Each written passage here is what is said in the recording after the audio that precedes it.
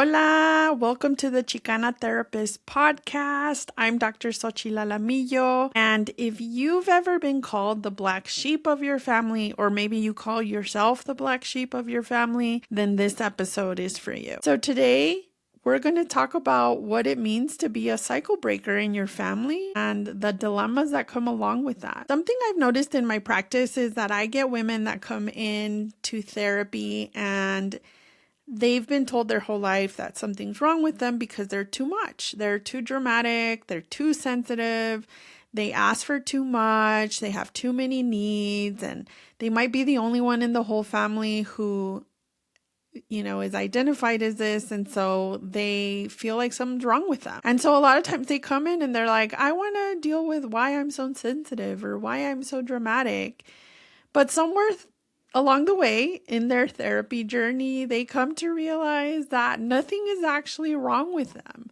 They're just the only ones in their family who see problematic behavior or attitudes or just issues that are happening in the family that they're not afraid to name, or they just realize that nothing is actually wrong with them, that they just happen to be the ones in the family who notice the bullshit and name it, or who name things that they need. And so I like to call them the cycle breakers instead of the black sheep, because they tend to be the ones who are there to break cycles of trauma, cycles of problematic behavior, cycles of silence. And so today we're going to be talking about what it means to be a cycle breaker and the dilemmas that come along with it. So like I said, many times women come into therapy and they start to realize that it wasn't them, and they start to recognize the patterns that happened or continue to happen in their families. They start to notice the trauma and the impacts that it has on the whole family system. And so they decide that they want to stop being the person who passes that on to the next generation. They want to be the ones, or they at least want to stop contributing to that and decide that this is not acceptable and we're not going to keep doing it. But it's hard, right? Because you can decide that, but the rest of the family won't always accept it. They will not recognize that they are patterns. They will not recognize that their behaviors or the things that they think are problematic. And so you'll get a lot of pushback. And so it can be a really lonely road, even if you decide that it stops with you. And if you're lucky, this happens when you're fairly young. But I have worked with women up well into their 30s, 40s, or older, that it took them that long to get to that realization. And so not only are they dealing with the pushback from family or just dealing with their own stuff, but now they're also finding themselves as having to repair, because a lot of times they might already have kids. They might have already contributed to the patterns. They might have already repeated behaviors that now they know are not something they want to repeat. And so sometimes there's a lot of work going on, and on top of that, a lot of repair going on. And that can be an extra layer that might make some people feel overwhelmed. And then there's the grief that might come with it, right? The grief of not having been the parent to your children that you wish you would have been, the grief of not having the family that you deserved, or at least being treated the way that you deserved, depending on how your family reacts, the grief of accepting that they might never get there, that they might never accept or want to change things. Let me back up a little bit and talk about what it means to be a cycle breaker. So to me, a cycle breaker is someone who decides to stop the patterns, the harmful patterns in families, the patterns that emerge from generational trauma, intergenerational trauma that can be harmful to individuals or the family system. So this could mean breaking patterns of silence of things, and we're going to talk more about specific patterns that we want to stop, right? It could be stopping the silence and naming things. It could be refusing to accept certain type of treatment or behavior. So really anything that maybe a past generation has adopted as a survival strategy that is actually causing harm to others in the family. And I think it's important to note too that not everybody wants to be a cycle breaker. I think there's this idea that we wake up and we feel empowered and we're like, I'm going to heal my family and it stops with me. And while there are certainly people who choose that, I would say that the grand majority of people are kind of thrown into the role of cycle breaker. Something I see a lot is people who have learned to deal with it, right? They know things are problematic, things that hurt their feelings, things that they know are wrong, and they just keep quiet because, they have this idea of like, well, that's just the way it is. And I don't want to say anything because I don't have the energy to deal with the backlash and I don't want to create drama, right? And you just like kind of keep to yourself or just ignore things and you move on. And you just decide to keep the peace. And so you keep quiet and you just accept things the way they are. And the thing is that works until it doesn't. And usually it stops working when someone else comes in the picture. That might be a partner or it might be children. And you find yourself now having to protect the people that you bring into the family system from things that you had learned to cope with. So now it's not just about you surviving the family system, but now you have to decide, am I going to let people talk to my children in this way and put things in their head the way they did for me? Am I going to let people treat my partner in ways that I tolerated? So I see this a lot. And so many times people don't choose to be cycle breakers. So eventually you decide if you want to keep the people that you love, your children, your partner, safe, emotionally safe, then you have to become a cycle breaker. It's not a choice. So what does it mean to break cycles? What kind of things are we talking about here? It can vary significantly depending on the family.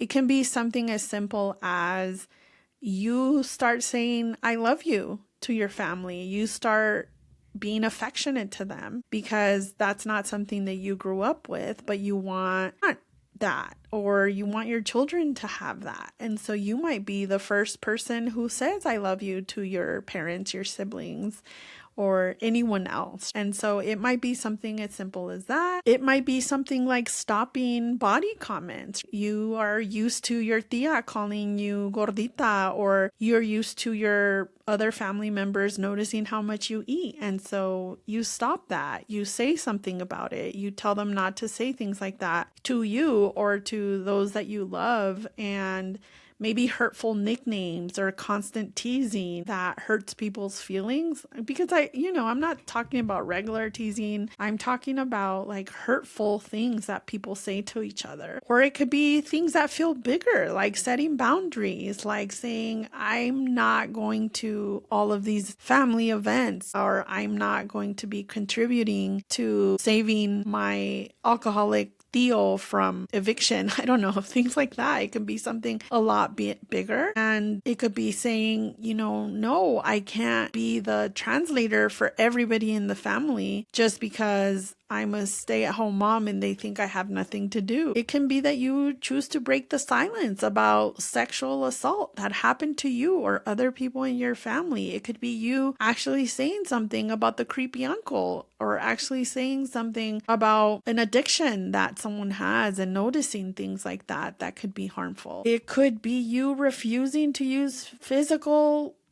punishment with your children, or challenging those rigid gender roles. Like you are going to teach your sons to cook and clean, and your daughters can do things that maybe you weren't allowed to do because you were a girl. It could be going to therapy. It could be sacando los trapos al sol de la familia. It could be supporting your LGBTQ plus family members and loved ones, even when other people are homophobic. And it can be interrupting racism, homophobia, transphobia, things that people would say, es que así es, son religiosos or whatever the case may be, and actually not being ashamed to speak up and defend people from that community or yourself. And because this is a Latinx podcast, I would be wrong to not bring up certain cultural values that contribute to a lot of these cycles, like machismo. There's a lot that goes into machismo, sure, but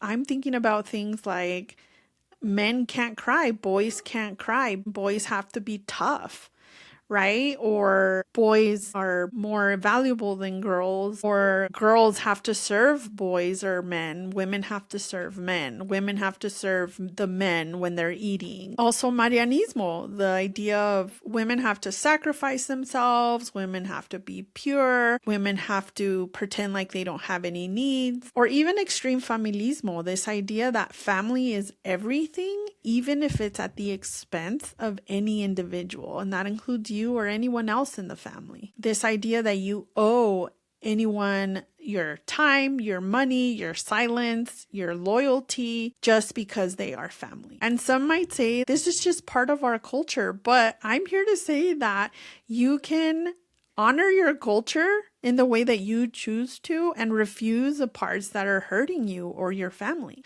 I don't know about you, but I was taught implicitly that that's how they are.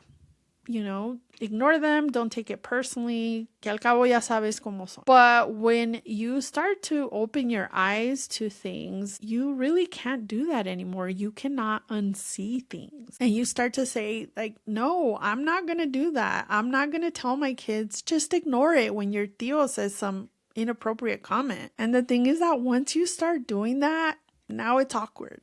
Right? Now, the person that you speak up to is mad and the rest of the family is mad at you. They might even say you're disrespectful. Even if you're not the person who caused harm and said something wildly inappropriate, but everyone's mad at you because you disrupted the status quo. Everyone has silently agreed to tolerate your creepy tío, and then you went and said something. And then somehow you become the problem. And that is what makes you a cycle breaker. And that's also what makes it so lonely. So there lies the dilemma. Like I said before, after a while, you can't unsee things and you cannot stay quiet. You cannot stop responding because the things that you're willing to tolerate changes. The thing is that your family is going to inevitably feel that. They may not really understand what's happening, but definitely they will feel the shift. And because family systems are designed to maintain equilibrium, keep everyone in their roles, everyone plays their part. Anytime that you try to shift that, the system experiences that as a threat. So it does what systems do. They try to pull you back. They might start telling you like, you've changed. You think you're better than us. If they know you're in therapy, again, they'll blame it on those damn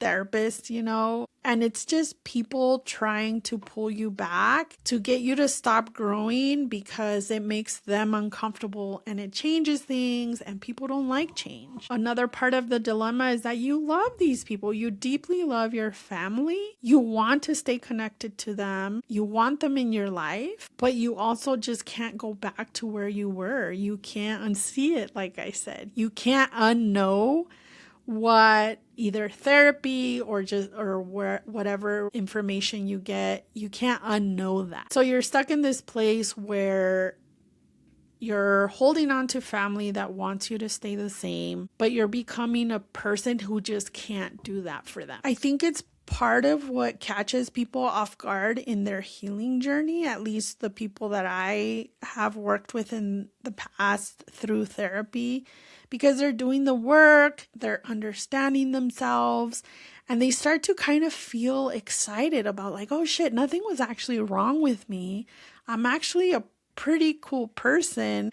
And I like myself and I like this version of myself. And you start to feel like you're healing and you want to share that with the people that you love. You want them to be a part of it. You want them to be as excited about it as you are, but they're not. And it isn't because they don't love you. They just don't get it. they don't have a framework for what you're talking about. And to be honest, like sometimes they just don't want to get it. They're fine where they are, especially if they're people who aren't getting like the negative comments, they're only observers. They don't want things to change. Some of the work that I do is around trying to make things understandable for people. And it's not even just about the big words or whatever. It's about, when you go home and you start talking about attachment styles or nervous system regulation, you're for sure going to get like, oh, you look who's trying to talk therapy, right? Or, ay, ya te americanizaste. That's what white people say. So one of the things that I try to do with my clients is find terms that might work better. Talking about conexión, padre-hijo instead of attachment, for example. Words that feel less clinical. And I know that it's cool to put a name or have a term for something you're experiencing, but sometimes when you go to family with that, it just kind of solidifies this idea that you're a completely different person. And I think that sometimes too, when we come home with these therapeutic terms or with these big ideas of trying to understand our experiences, some people can feel judged. I especially see it with when daughters go and try to speak to their parents about their childhood or about things that they do. Parents can feel a lot of judgment because there's this idea of like, I loved you, I kept you alive, I fed you, I did everything I could, I sacrificed so much for you, and now you're coming back and telling me that what I'm doing is. And oftentimes we come to our family because we feel like we want to tell them what we learned because we want to help them. You want to name it for them. You want it to be like, I don't know, just like if I can explain it, maybe it'll show them what I'm seeing and then they'll see it too. And then they'll heal too. And we can all be a happy healed family.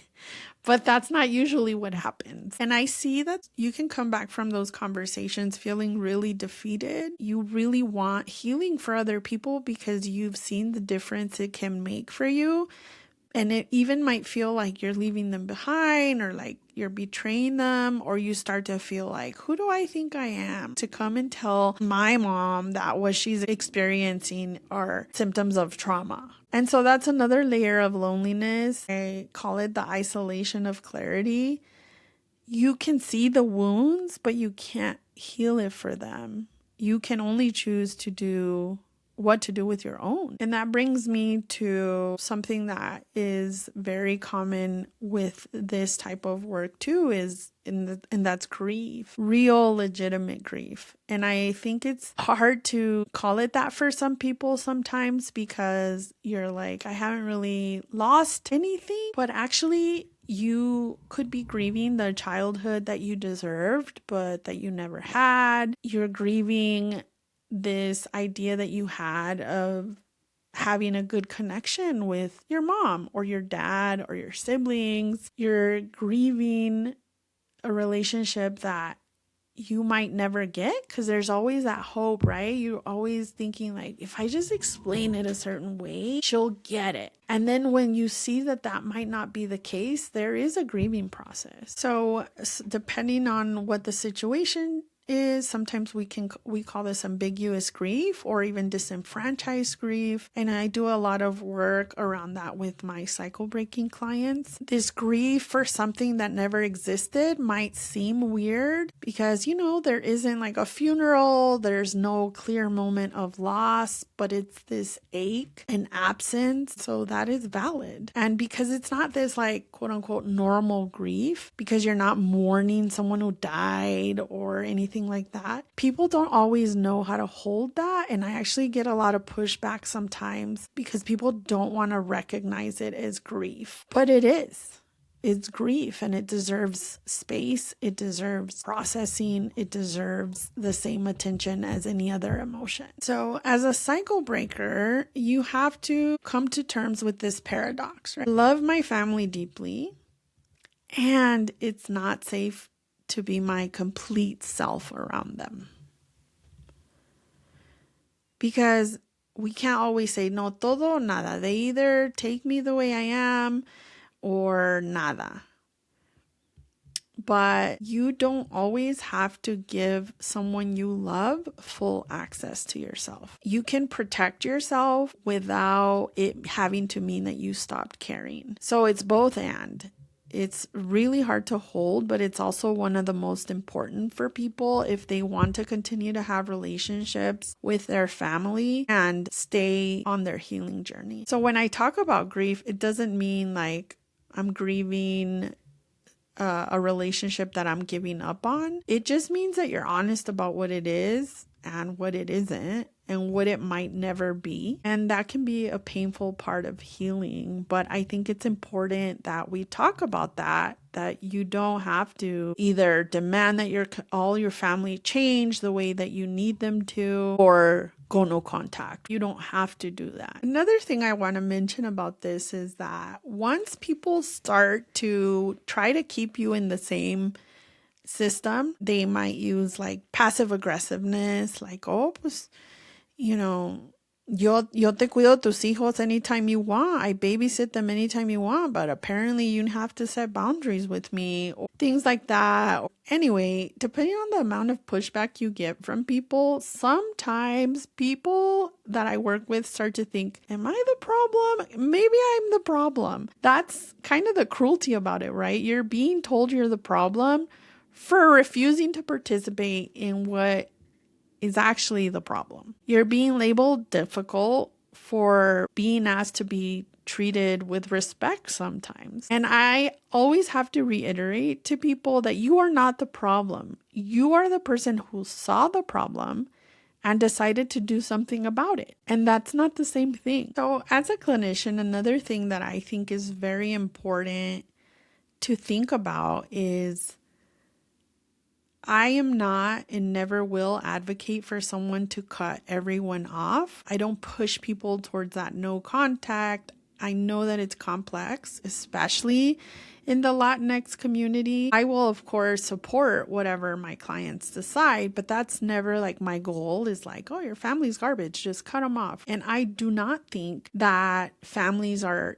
evil. In most cases, they're victims too. They are also wounded. They're operating from tools that they were given.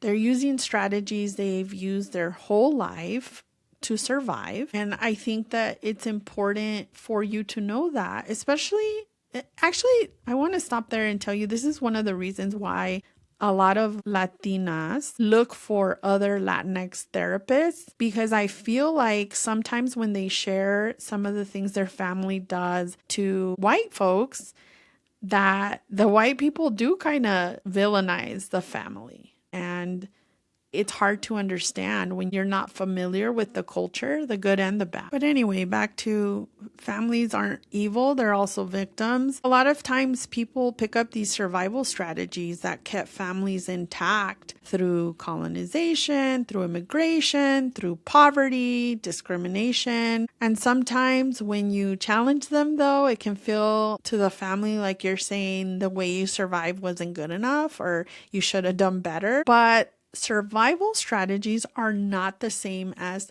thriving strategies. And that's what you're striving towards. So what worked for one generation to survive can be what's keeping the next generation from healing. Maybe back in the day, a lot of women didn't have the choice about speaking up to men because it was dangerous. That is not something that you need to thrive in your life. So what do we do? What kind of relationship is feasible to avoid resentment from anyone? And that's only something that you can decide. You can decide that I can attend family parties, but the minute that the tios start getting blackout drunk, I'm out. Or maybe it's I can talk to my mom, but the minute she brings up my weight or my looks, I'm stopping the conversation. You have the power to make compromises that protect you and keep connection when it's possible. And I also encourage you to reflect on why someone might be hurting you. Knowing their trauma, knowing what survival strategies they're using, that can bring compassion. So I encourage people to know what do you know about your mom's childhood? What do you know about your mom's experiences? And sometimes that can help to see that it's not personal, or that there's an explanation, that it's not you that's causing them to be the way that they are. And remember that compassion is not the same as compliance. I know that there's this saying, right, that they're doing the best they can with what they have, but you can also acknowledge that that is not enough for you. Both are allowed to be true simultaneously without one canceling the other out. Another thing that comes up with cycle breakers is guilt. And when you're a cycle breaker, you're carrying a very specific kind of guilt. It's almost like survival guilt. You cognitively know that you didn't do anything wrong. You know that setting boundaries is not betrayal or rejection. You know that things that you do are not purposely an insult to your parents, but you still feel like you did something wrong. What makes it worse is that so many people in your family might agree with that feeling. They might be like, yeah, you're the problem. You did something wrong. They do think that you've changed for the worse. They do think that you're being selfish or difficult or disrespectful. And even though you know better, even though you can really see clearly what you're doing and why, that can be a really heavy weight to carry. So let me just say that you aren't alone in this feeling. This is something that so many people in our community carry. I see it a lot. And it's kind of what it means to be the first one to do this type of work. And just because you feel like you did something wrong doesn't mean that it's true. It means that you're human. It means that you love your family, and it means that change is fucking hard. So maybe you stopped going to family functions because a certain family member was there, someone who hurt you, maybe someone, I've seen this a lot, someone who sexually abused a child or a person, and people still invite them to things, but you feel guilty because you're protecting yourself.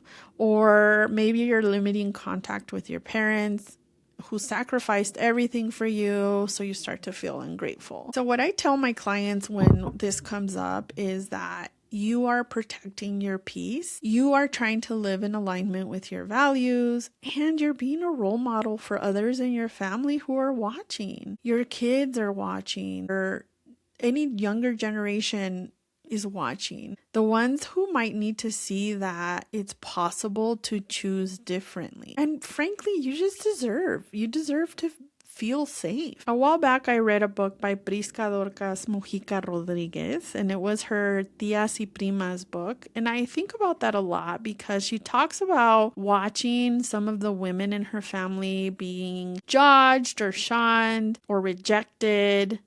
They were called, I don't know, brujas, difficult, problematic, whatever. And she talks about realizing that they were actually the ones that she admired. They are the ones that she was inspired by. And sometimes the people that families label as the problem are often the ones that the next generation look at and say, I want to be like that. So you might be shunned or judged or shamed now, but know that you're also being watched. And the people watching, the younger ones, the ones who don't have a voice yet, they are learning from you. They're learning that it's possible to choose peace. So let's get into some practical tools, like what can help with whether it's the guilt or things like that. The first thing I would say is allow yourself the space to grieve.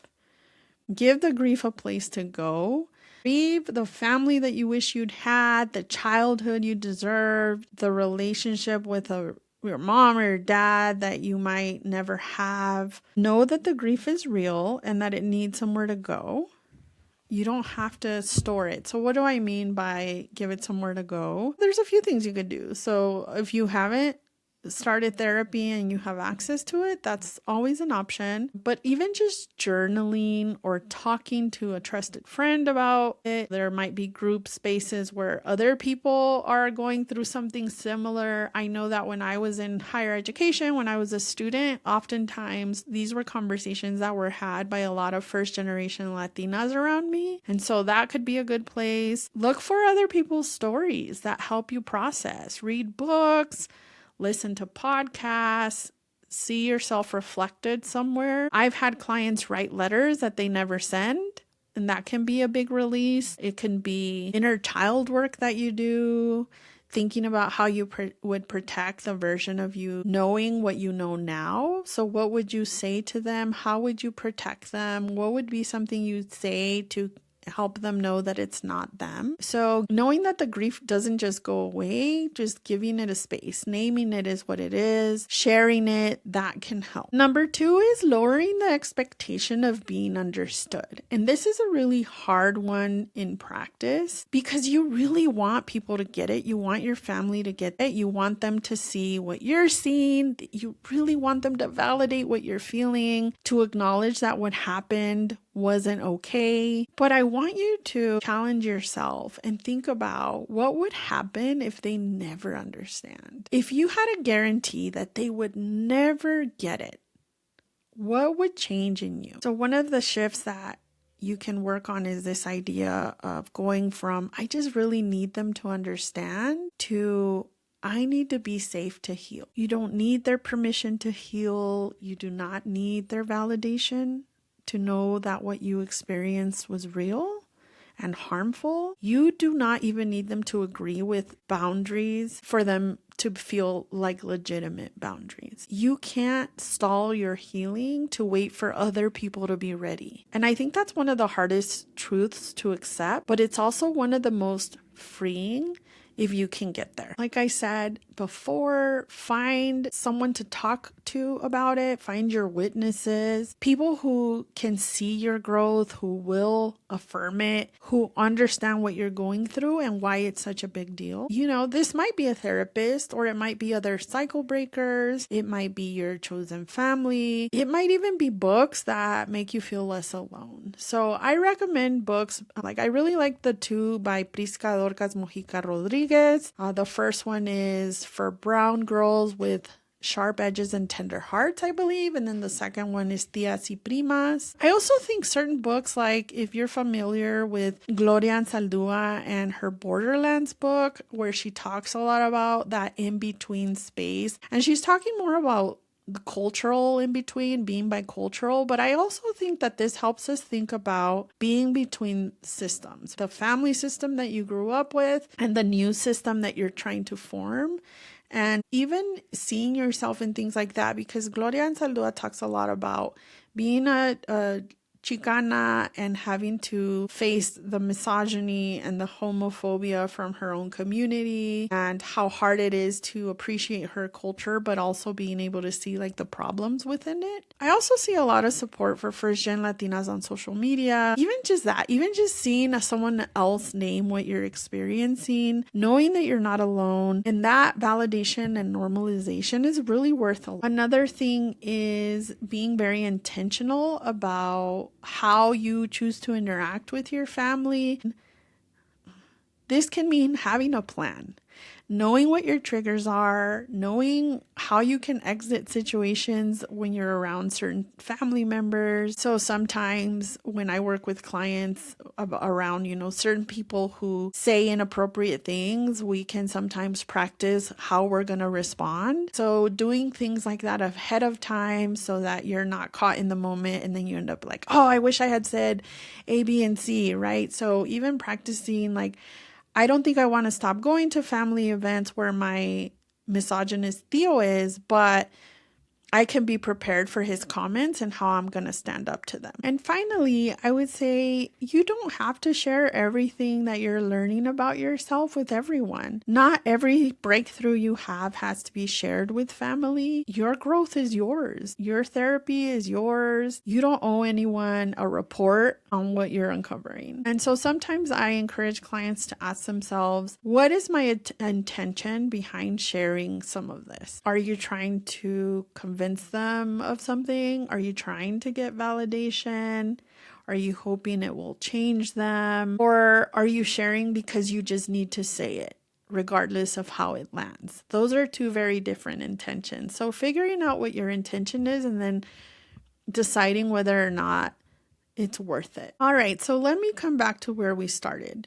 If you have been told you're the black sheep, or you've always felt like the black sheep of the family, if you've been told you're too much, that you're too sensitive, you're different, you're weird, I want you to know that that loneliness is real and that you're not alone. There are so many people doing this work, so many cycle breakers navigating the same road or a similar road. And something I've seen as a therapist who has had the honor of walking alongside so many women who have gone down this road is that soon your new life, whatever that looks like, will be so normal to you that anything from your old life will feel gross and unaligned. So you're making this shift from I'm isolated to I am safe and I get to choose who's around me. And I think that that's what liberation is. And it takes some time to feel that, but you'll get there. So remember that as a cycle breaker, you're changing what gets passed down. You're changing what your kids or other young generation, nieces, nephews, little cousins, the people who come after you,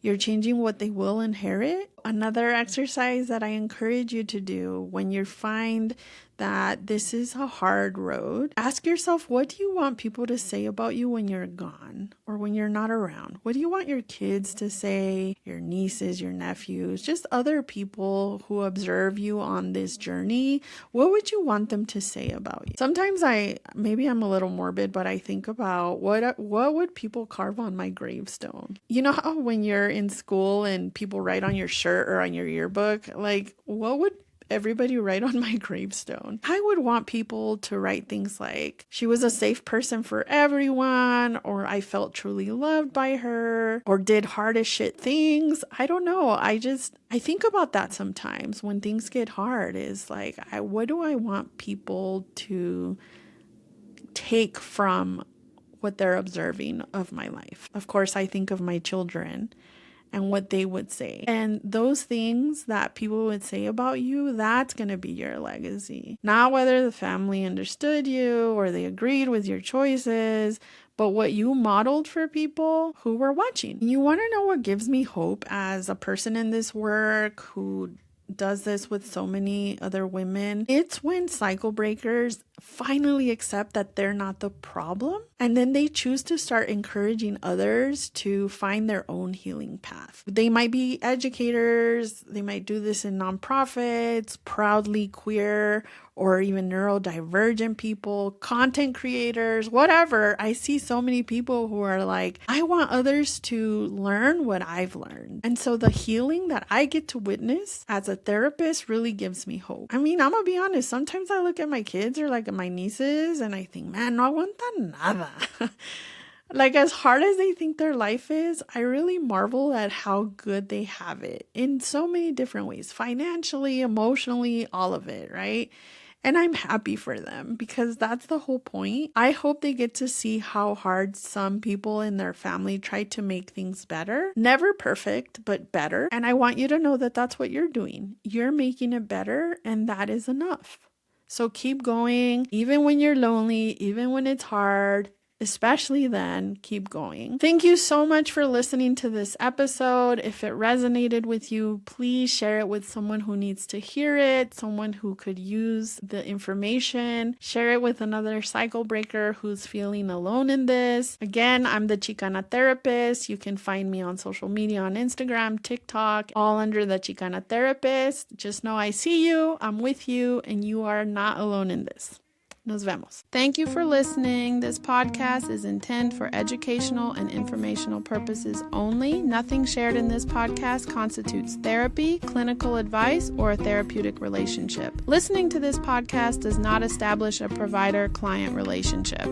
If you're experiencing a mental health crisis or are in need of clinical support, please contact a licensed mental health professional or call or text 988 Crisis Hotline.